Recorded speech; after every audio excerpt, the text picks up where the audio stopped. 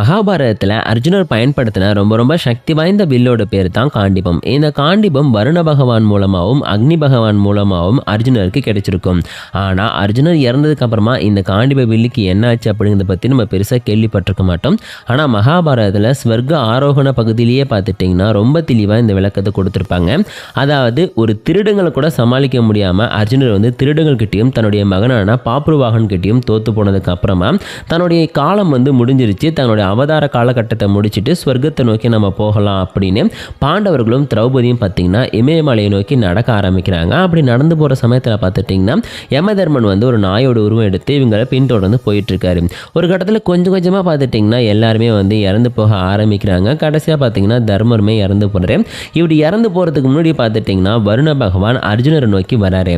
வந்தது மட்டும் இல்லாமல் உன் கையில் இருக்கக்கூடிய காண்டிபம் அப்படிங்கிறது பிரம்மதேவருடைய பிரம்ம சக்தியை வெளிப்படுத்தக்கூடியது. அதனால இப்படிப்பட்ட ஒரு திவ்ய ஆயுதத்தோட கண்டிப்பாக உன்னால் வந்து சொர்க்கத்துக்கோ நரகத்துக்கோ போக முடியாது.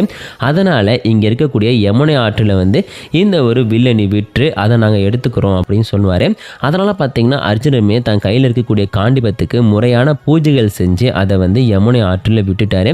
அப்படி விட்டதுக்கு அப்புறம் பார்த்துட்டிங்கன்னா இந்த ஒரு சக்தி வாய்ந்த வில் அப்படிங்கிறது வந்து கங்கை ஆற்றோட கலந்து ஒரு கட்டத்தில் பார்த்தீங்கன்னா வருணலோகத்தை போய் அடைஞ்சிருச்சு. அதுக்கப்புறம் இன்னைக்கு வரைக்குமே வருணலோகத்தில் தான் இந்த காண்டிப வில் வந்து பத்திரமா வைக்கப்பட்டிருக்கு அப்படின்னு புராண இதிகாசங்களில் சொல்லப்பட்டிருக்கு.